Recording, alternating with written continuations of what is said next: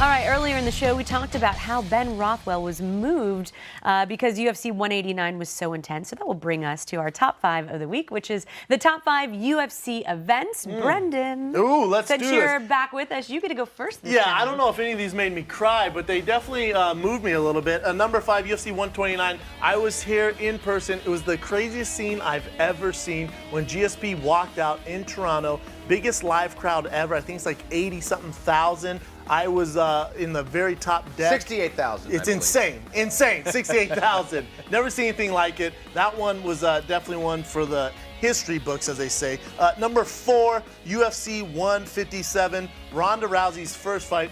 Brendan Shaw was also on that. But the thing is Ronda Rousey's first fight. This is kind of what started it all for her against Liz Carmouche. It was one for the history books because she was the main event. A lot of people forget this. She was the main event over Dan Henderson and Lyoto Machida, and everyone was up in arms about it. I know a lot of fighters were upset about it. Now it makes sense. The girl can fight, and she's 1 in a billion. At number 3, UFC 100 might be the greatest fight card ever.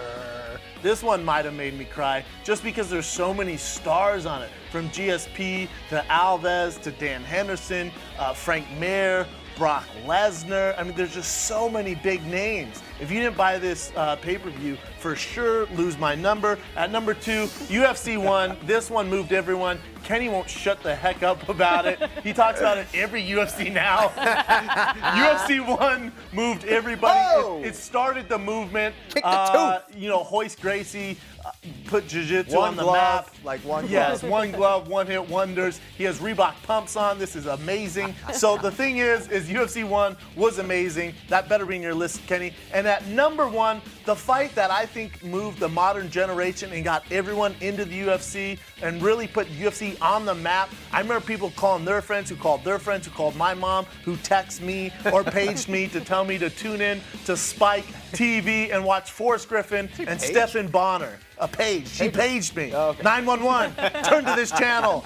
And you turned to these two guys, putting it all on the lines. There was no loser that night. That was the fight that I think it kind of put us on the map, man. I cried a little bit, I think. Ben Rothwell, I feel you, man. I cried. I love that fight because everyone forgot that I fought Diego Nunes. I did Diego Sanchez. I Sorry, left that out of it, bro. I left it out of it. Yeah, exactly. Yeah, of Everyone course. forgets it. I like that. Yeah, I left that out of it. Yeah, that's a solid really list. good Thank you, sir. I went a little bit of a different way. We got some similarities. So, all right, let's get things started Bring here. it. UFC 4.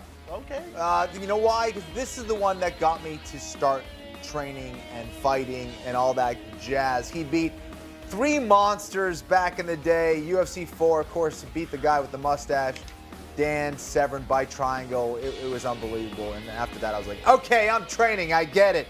Jiu-jitsu works. Now, number 4, UFC 52. Why do I say UFC 52? Because there were a lot of classic fights. Of course, we have Trigg and Hughes. But the one coming off, The Ultimate Fighter, this was the one that really was just unbelievable. Randy Couture and Chuck Liddell when they threw down. Just an awesome card, a real classic right there.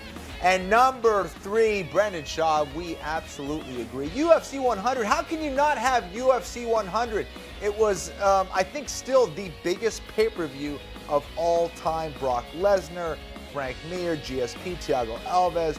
Just a great card, top to bottom. I was there live for it, so a special night for me. And number 2, UFC 189, because if you look at this pay-per-view, every single fight was bananas. I mean, just dramatic endings. 2 flying knee knockouts. Of course, there was the Robbie Lawler, Roy McDonald fight, perhaps the best title fight of all time. Sinead O'Connor was out there singing. I mean, of course, Conor McGregor fought Chad Mendes in a barn burner while it lasted. Just a great, great card.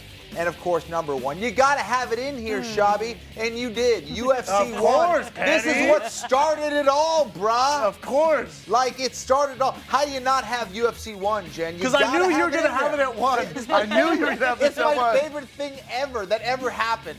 UFC 1. Ever. You should get a tattoo that says UFC 1. Not favorite UFC event. This is my favorite. Favorite. Of anything. Of anything. He somehow ties it. No, give me UFC 1.